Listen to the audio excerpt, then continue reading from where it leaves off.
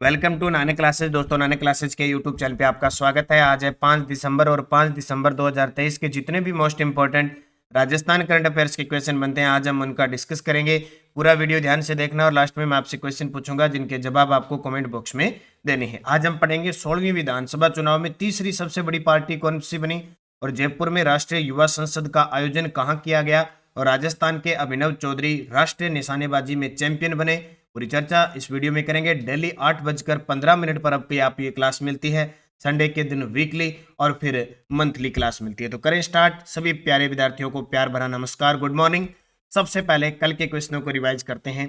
कल हमने पढ़ा राजस्थान 16वीं विधानसभा चुनाव 2023 में किस पार्टी की बहुमत सरकार बनी है, तो भाजपा।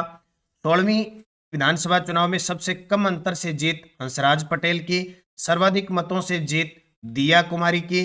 कितनी महिला विधायक बनी है, 20। ध्यान रखना कल का डाटा 19 था। मैंने आपको बाद में वीडियो के अंदर पिन भी कर दिया क्वेश्चन कमेंट करके, 20 बनी है, ध्यान रखना।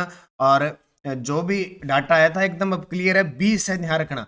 टोटल 183 महिला विधायक प्रत्याशियों में से 20 महिला विधायक बनी है। 16वीं विधानसभा चुनाव 2023 में निर्दलीय पार्टी को 8 सीटें मिली है, क्योंकि 115 सीटें भाजपा को मिली है, 69 सीटें कांग्रेस को मिली है और अन्य में गई है 15 में से 8 निर्दलीय हुए। सबसे युवा विधायक रविंदर सिंह भाटी है, ध्यान रखना। अभी जो राजस्थान सूचना प्रौद्योगिकी विभाग की सुजस रिपोर्ट आती है उसी को ही अपने मानेंगे, बाकी दोनों याद रख। रविंदर सिंह भाटी, अंशुमान सिंह भाटी, ठीक है, ये नहीं है तो ये है। अब ये कोई कह रहा है कि सर इसकी तो 29 साल उम्र है, कोई कह रहा है इसकी तो सर 27 साल है। ये चीजें मायने नहीं रखती है। हमें एग्जाम की दृष्टि से पढ़ना है और ज्यादा पजल नहीं होना है। जो चीज इंपॉर्टेंट है उसको अच्छे तरीके से वैसे ही पढ़ना है कि उसकी तो उतनी है उतनी है, वो कैसे ये हो गया, उससे अपने को कोई मतलब नहीं है। एग्जामिनर जो क्वेश्चन देगा उसके अकॉर्डिंग हमें पढ़ना है। तो रविंद्र सिंह भाटी और अंशुमान सिंह भाटी, रविंद्र सिंह भाटी शिव तहसील से निर्दलीय और अंशुमान सिंह भाटी भाजपा के कोलायत से। ये दोनों के नाम याद रखना, कोई आ जाए। 16वीं विधानसभा में सबसे बुजुर्ग विधायक होने का है हरिमोहन शर्मा, ठीक है, सबसे बुजुर्ग हरिमोहन शर्मा है। इनकी आयु 83 है। और एक दीपचंद खेरिया, उनकी आयु 82 है। अब दोनों को याद रखना, कोई पेपर में आए तो आप आपस में कुछ करने की जरूरत नहीं है। और सबसे वरिष्ठ विधायक होने का गौरव है कालीचरण सराफ को। वरिष्ठ विधायक का मतलब 8वीं बार विधानसभा पहुंचे। वरिष्ठ बुजुर्ग के रूप में नहीं होता है, बल्कि जो सबसे ज्यादा विधानसभा में जाता है। तो वर्तमान कालीचरण सराफ ऐसे विधायक बन गए जो 8वीं बार बनेगे। इससे नीचे कोई 7 बार, 6 बार, 5 बार ऐसे है। तो ये कोई मुख्य मुख्य फैक्ट है, 15-20% बस उनको याद रखना है। ये ताजा ताजा अपडेट क्यों करवा रहे हैं, क्योंकि बाद में भूल जाते हो।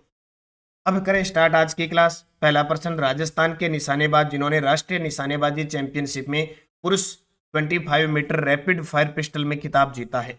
राजस्थान के निशानेबाज है, उन्होंने राष्ट्रीय निशानेबाजी चैंपियनशिप में पुरुष 25 यानी 25 मीटर रैपिड फायर पिस्टल में खिताब जीता है। अभिनव चौधरी ने जीता है। किसने? अभिनव चौधरी ने। दर्शना राठौर, दिव्यांश सिंह पंवार, अनंतजीत सिंह नोरूका, ये भी सारे के सारे क्या है, निशानेबाज है। राजस्थान के अभिनव चौधरी ने राष्ट्रीय निशानेबाजी में पुरुष 25 मीटर रैपिड फायर पिस्टल का खिताब जीता है। उन्होंने फाइनल में 30 अंक हासिल करके उत्तर प्रदेश के अंकुर गोयल को पीछे छोड़ा है। अंकुर गोयल को क्या छोड़ दिया, पीछे छोड़ दिया, और ये राष्ट्रीय निशानेबाजी में खिताब जीत लिया। तो आने वाले एग्जाम में ये अभिनव चौधरी वगैरह सब इंपॉर्टेंट होंगे। और जो विद्यार्थी बार बार कह रहे हैं कि क्या भर्तियां में क्या असर पड़ेगा, नई सरकार, आप ध्यान रखना 2024 में जो भर्तियां हैं वो उसी के अकॉर्डिंग होगी। और नई भर्तियां निश्चित है आएगी। First grade, second grade, REET, PTI, सब, हर एलडीसी वगैरह सब विभाग में भर्ती आएगी। लेकिन महीने 2 महीने लग सकते हैं। आप पहले तैयारी करो, भर्ती आने के बाद आप कुछ नहीं कर पाओगे, ये ध्यान रखना। तो दिमाग से निकाल दो, उसके वीडियो देखें, उसके वीडियो देखें कि आएगी कि नहीं आएगी भर्ती, कोई मतलब नहीं। भर्तियां आनी है सरकारी, बस आप तैयारी करते रहो। 12वें चंडीगढ़ शिल्प मेले में लाइफ टाइम अचीवमेंट लोक कला साधक सम्मान से सम्मानित पंडित वासुदेव भट्ट का संबंध किस कला से है? ठीक है, लाइफ टाइम अचीवमेंट लोक कला साधक सम्मान से सम्मानित किया गया पंडित वासुदेव भट्ट जो जयपुर के हैं, उनका संबंध है तमाशा से। और तमाशा कहाँ का प्रसिद्ध है? जयपुर का। रम्मत जैसलमेर बीकानेर की। ख्याल, इधर जो ख्याल है ना, अ, उत्तरी पूर्वी राजस्थान की साइड, ठीक है। तो तमाशा कलाकार पंडित वासुदेव भट्ट को 12वें चंडीगढ़ शिल्प मेले में लाइफ टाइम अचीवमेंट लोक कला साधक सम्मान से सम्मानित किया गया। 30 नवंबर 2023 भारत सरकार के संसदीय कार्य मंत्रालय के तत्वाधान में राष्ट्रीय युवा संसद का आयोजन किस विश्वविद्यालय में किया गया? तो आजकल चर्चा में रहते हैं ये विश्वविद्यालय जितने भी हैं, कोई ना कोई प्रोग्राम विश्वविद्यालयों के अंदर बनता ही रहता है। तो संसदीय कार्य मंत्रालय के तत्वाधान में राष्ट्रीय युवा संसद का आयोजन किस विश्वविद्यालय में किया गया?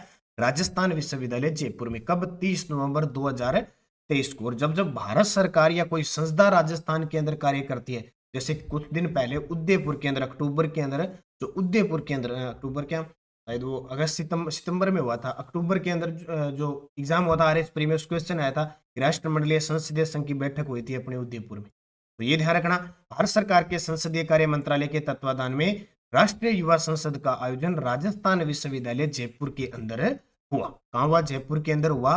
और इस राष्ट्रीय युवा संसद में 36 युवा सांसद बनकर भाग लिया, और जो संसद की कार्यवाही होती है उसके अकॉर्डिंग उन्होंने काम किया कि कैसे समलैंगिक विवाह पर है, कन्या भ्रूण हत्या, इन पे मतलब विधेयक वगैरह होते हैं ना, तो वैसे ही सिस्टम बना। तो इसमें युवा संसद के विजेता रहे, पहले स्थान पर अक्षय शर्मा, दूसरे स्थान पर अंजलि और तीसरे स्थान पर निकिता। इस प्रकार इन्हें पुरस्कार भी दिया गया था। अब बात आई है राजस्थान विश्वविद्यालय की। तो एक तो सबसे इंपॉर्टेंट ये चीज याद रखनी है कि राजस्थान विश्वविद्यालय की वर्तमान जो कुलपति है प्रोफेसर अल्पना कटेजा, ये राजस्थान विश्वविद्यालय की पहले स्थायी महिला कुलपति है। कुछ दिन पहले हमने देखा था राजस्थान विश्वविद्यालय जहां गांधीवादी दर्शन में डिप्लोमा देने वाला प्रदेश का पहला विश्वविद्यालय होगा, इसकी घोषणा हुई थी। और कुछ दिन पहले 26वीं अंतर्राष्ट्रीय कार्यशाला की मेजबानी हुई थी क्वांटम सिस्टम पर आधारित, वो भी राजस्थान विश्वविद्यालय की। तकनीकी विश्वविद्यालय कोटा की बात करें तो जनवरी के अंदर यहाँ थार महोत्सव का आयोजन होगा। कहाँ होगा? थार महोत्सव का आयोजन होगा। और जयनारायण व्यास विश्वविद्यालय की बात करें तो यहाँ पे जो वीर लोक देवता तेजाजी है, तेजाजी महाराज का अध्ययन केंद्र स्थापित होगा। कहाँ पे? जयनारायण व्यास विश्वविद्यालय। जयनारायण व्यास विश्वविद्यालय से एक अलग हुआ विश्व कॉलेज था पहले, विश्वविद्यालय बन गया एमबीएम विश्वविद्यालय। एमबीएम, ठीक है, मनीराम बागड़ मेमोरियल विश्वविद्यालय टेक्नोलॉजी पर आधारित है, वो अलग हो गया। और मोहनलाल सुखाड़िया विश्वविद्यालय की बात करें तो वहां संत पीपा शोध अध्ययन केंद्र स्थापित होगा। और ज्यादातर कृषि विश्वविद्यालय चर्चा में रहते हैं, जैसे जोधपुर का कृषि विश्वविद्यालय, वो स्विट्जरलैंड के सहयोग से ऑर्गेनिक फर्टिलाइजर की खोज करेगा। और अभी हाल ही में उसने कृषि विश्वविद्यालय कोयम्बटूर के साथ भी समझौता किया है, जलवायु के साथ कृषि तकनीक के आधार पर। तो ये कुछ चीजें हैं जो आपके लिए इंपॉर्टेंट बनेगी और एग्जाम में पूछे जा सकते हैं। एक अलग से मैं वीडियो बनाऊंगा, उसमें सारे चर्चित 2023 के विश्वविद्यालय की चर्चा कर दूंगा। 16वीं विधानसभा चुनाव 2023 में निर्वाचित हुई 20 महिलाओं की संख्या में वर्गवार, देखो अभी नए नए ताजा 3 दिसंबर को आंकड़े आए हैं, तो कुछ जो इंपॉर्टेंट है परीक्षा की दृष्टि से उनको चर्चा करते रहेंगे तो हमारे जहन में रहेंगे। टोटल 20 महिला निर्वाचित हुई है, उसमें से 12 सामान्य की है, 6 अनुसूचित जाति की है और 2 अनुसूचित जनजाति की, उपयुक्त सभी, यानी सामान्य वर्ग की 12 आ गई। क्योंकि आपको पता है कि राजस्थान के अंदर 200 विधानसभा सीट में 34 अनुसूचित जाति की है, 25 अनुसूचित जनजाति है और 144 है सामान्य, टोटल 200 होगी। अब की बार जो चुनाव हुए वो 199 सीटों पर हुए थे, तो टोटल 183 प्रत्याशियों में से महिलाओं में से 20 महिलाएं जीत पाई है। और पिछली 15वीं विधानसभा के अंदर इनकी संख्या 27 थी। कितनी थी? 27 थी। तो सामान्य की 12, एससी की 6, एसटी की 2, ये आंकड़े ध्यान रखना, यहां से प्रश्न पूछे जाते हैं। तो 16वीं विधानसभा क्लियर होगी, सामान्य 12, अनुसूचित जाति 6, अनुसूचित जनजाति 2। 16वीं विधानसभा चुनाव 2023 में भाजपा और कांग्रेस के बाद तीसरी सबसे बड़ी पार्टी बनकर कौन सी आई है? भी बहुमत की सरकार है, 115 सीटें आ गई और कांग्रेस को 69 सीटें आ गई। इनका प्रतिशत कितना रहा? तो बड़ी पार्टी। लेकिन तीसरी सबसे बड़ी पार्टी कौन सी बनी है? आरएलपी, राष्ट्रीय लोकतांत्रिक पार्टी, जो हनुमान बेनीवाल जी की है, जिसका चुनाव चिन्ह बोतल है, वो आरएलपी पार्टी तीसरी सबसे बड़ी पार्टी बनी है। देखो, विधानसभा चुनाव में भाजपा को 41.69% वोट मिले, ये नोट रखना, और कांग्रेस को मिले 39.53% वोट, जबकि राष्ट्रीय लोकतांत्रिक पार्टी 2.39% वोट हासिल करके तीसरी सबसे बड़ी पार्टी बनी है। और आप आम आदमी पार्टी को इस बार नोटा से भी कम वोट मिले, इसलिए नोट, अभी ये इंपॉर्टेंट ये भी बन गया कि नोटा में कितने प्रतिशत वोटिंग हुई। भाजपा ने कांग्रेस से 2.16% ज्यादा वोट लेकर सत्ता पर काबिज हो गई है। ये नोट कर लेना, चीजें बहुत इंपॉर्टेंट है। 15वीं विधानसभा चुनाव में कांग्रेस महज 0.53% ही वोट ही ज्यादा हासिल कर पाई थी भाजपा से और सत्ता में आई थी। अब की बार भाजपा ने, भारतीय जनता पार्टी ने 2.16% ज्यादा वोट लेकर सत्ता काबिज की। 16वीं विधानसभा चुनाव 2023 में नोटा में कितने प्रतिशत वोटिंग हुई है? 0.96%। ये आंकड़ा आपको याद रखना है। नोटा में कितने प्रतिशत? 0.96%, यानी 199 विधानसभाओं में 3,82,066 मतदाताओं ने नोटा को चुना, यानी किसी को भी वोट नहीं देना, किसी की भी इच्छा नहीं। सबसे ज्यादा उदयपुर के जाडोल विधानसभा में 6488 मतदाताओं ने चुना। ये DIPR जो राजस्थान सुजस, इसकी ही ताजा रिपोर्ट है, क्योंकि हमें अगर कोई क्वेश्चन पढ़ना है कल को, हम अगर कोई विवादित पर्सन पर लगा सकते हैं तो इनके विवादित को लगा सकते हैं। राजस्थान विधानसभा क्लियर हो गया। 199 सीटों में 3,82,066 मतदाता, और यानी वो कुल मतदान का 0.96% है। सबसे ज्यादा नोटा को उदयपुर के जाडोल विधानसभा में 6481 मतदाताओं ने चुना। अब ध्यान रखो, पार्टी मत प्रतिशत देखो, भाजपा को 41.69% वोट मिले, कांग्रेस को 39.53%, RLP 2.39%, उसके बाद में बसपा है देखो चौथी 1.82%, उसके बाद में CPM है 0.96%, आम आदमी पार्टी को 0.38%, JJP को 0.14%, नोटा 0.96। ये भी पूछा जा सकता है कौन सी पार्टी ने नोटा के बराबर वोट लिए, तो CPM, ठीक है। और निर्दलीय अन्य 11.90%, यानी निर्दलीय क्या होता है? स्वतंत्र होता है। तो ये थोड़ा सा आंकड़ा गजब का है, काम का है, इंपॉर्टेंट है, पूछा जा सकता है। राजस्थान 16वीं विधानसभा 2023 में सबसे बुजुर्ग विधायक होने का गौरव प्राप्त, हालांकि ये कल बता चुका हूं, लेकिन अब कंफर्म कर रहा हूं सारी चीजें आपके लिए। तो इनका उत्तर आ जाएगा हरिमोहन शर्मा। ये देखो, हरिमोहन शर्मा 33 वर्ष, बूंदी के, कांग्रेस के। और दीपचंद खेरिया, इनकी भी आयु इन्होंने 83 वर्ष, 33 क्या, हरिमोहन शर्मा 83 और दीपचंद खेरिया 83, ये किशनगढ़ बास कांग्रेस से। अब इन दोनों को याद रखना, पेपर में एक ही आएगा, एग्जामिनर इतना भी पागल नहीं होगा कि वो दोनों के नाम दे देगा। अगर दोनों के नाम दे दे तो हरिमोहन शर्मा कर देना, सीधी सी बात है। विधानसभा चुनाव 2023, राजस्थान के सबसे बुजुर्ग विधायक, ये देखो DIPR की है, ये ताजा आपके पास रिपोर्ट है। तो सबसे बुजुर्ग विधायक होने का गौरव प्राप्त हुआ है हरिमोहन शर्मा को, और सबसे युवा रविंद्र सिंह भाटी। बूंदी से कांग्रेस विधायक है हरिमोहन शर्मा, 83 साल के। और उसके बाद किशनगढ़ वास से है, इनकी आयु 82 कई जगह 83 बताई जा रही है। और वरिष्ठ विधायक में कालीचंद सराफ है, भाजपा के सबसे वरिष्ठ विधायक, 8वीं बार चुनाव जीतकर विधानसभा पहुंचे। 10 दिसंबर को ये पुस्तक आ रही है बाजार के अंदर। ये सारा नया डाटा उपलब्ध होगा, टोटल का टोटल, ऑब्जेक्टिव, वस्तुनिष्ठ प्लस जो मुख्य डाटा है, जैसे एशियन गेम, राष्ट्र खेल, ये सारे जितने भी है ना, इनका पूरा फैक्ट आएगा। जनवरी से दिसंबर, यानी 10 दिसंबर को तो 9 दिसंबर तक का डाटा उपलब्ध हो जाएगा। ये पुस्तक कॉलेज व्याख्याता के लिए तो ये समझ लो औषधि है, एक इस प्रकार की पुस्तक होगी। बाकी सूचना सहायक, संगणक, पशु परिचर, जूनियर अकाउंटेंट, इन सब एग्जामों के लिए लाइब्रेरी, यानी सबके लिए बहुत इंपॉर्टेंट होगी। गजब तरीके से पुस्तक आ रही है आपके बीच में, कितने प्रतिशत चुनाव वगैरह सब हुए, कौन सी फ्लैगशिप योजना है, कौन सी नीतियां जारी हुई है, कौन से विधेयक है, वो सब डाटा उपलब्ध हो जाएगा। PDF आपको टेलीग्राम पे मिल रही है, नानक क्लासेस शिवसर। और आज आपको दोनों ही Telegram channel, current affairs Nanak classes Rajasthan current affairs, Nanak classes शिवसर, वीडियो के डिस्क्रिप्शन में दोनों की जो मैंने नवंबर की PDF है वो डाल दी है, तो नवंबर की PDF आप यहां से फ्री पढ़ सकते हैं।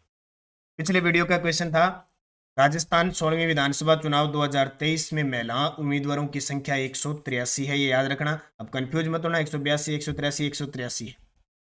अब आपके लिए क्वेश्चन जिसका जवाब कमेंट में देना है, 16वीं विधानसभा चुनाव 2023 में कितनी महिला विधायक बनी?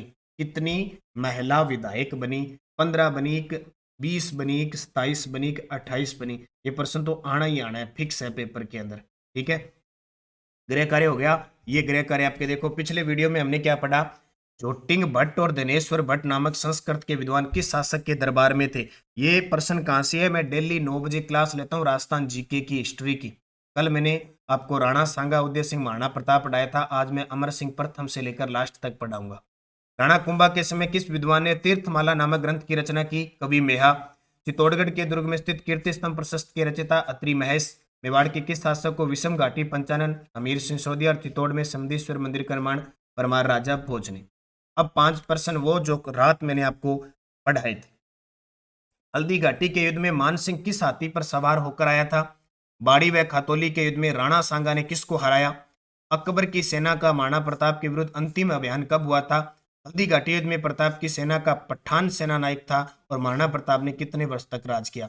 9 बजे शाम को मैं रोज क्लास लेता हूँ, उसी से 5% आपको मिल जाते हैं। इसका टेस्ट आपको नानक क्लासेज ऐप के अंदर, ये टेस्ट सीरीज चल रही है, उसके अंदर मिल जाता है। शाम को 6 बजे सीरीज नंबर 4 में जाके देख लो। 1 साल की वैलिडिटी, 200 रुपए में पूरा Rajasthan GK series wise cover हो रहा है। 3 सीरीज पूरी हो चुकी है, चौथी चल रही है। तो आप इसका अध्ययन करें, मेहनत करें, अच्छे तरीके से मेहनत करोगे तो निश्चित आपको सफलता मिलेगी। क्योंकि अगर आपने सफर शुरू कर ही दिया है तो बीच रास्ते से लौटने का कोई फायदा नहीं होगा, क्योंकि वापस आने में जितनी दूरी तय होगी, क्या पता मंजिल उससे भी पास में हो। लगभग मंजिल आपके पास होती है और हम फिर एक हो जाते हैं, मेहनत नहीं करते और वापस चलते हैं। इसलिए अब मेहनत कीजिए। अब आपका जो इंतजार था कि नई सरकार है, क्या करेंगे, वोटिंग होगी, और अब देखो, चाहे कोई भी कुछ भी आ जाए, आपको मेहनत करनी है और भर्तियां आनी आनी है, ये फिक्स है। ठीक है, तो आपको मेहनत करते रहना है, पढ़ते रहना है अच्छे तरीके से। जो भी आप सब्जेक्ट से तैयारी कर रहे हो, किसी विभाग से कर रहे हो, बस बिना किसी हिचकिचाहट के खुद पर आत्मविश्वास रखते हुए तैयारी करें। धन्यवाद। जय हिंद, जय भारत, जय राजस्थान।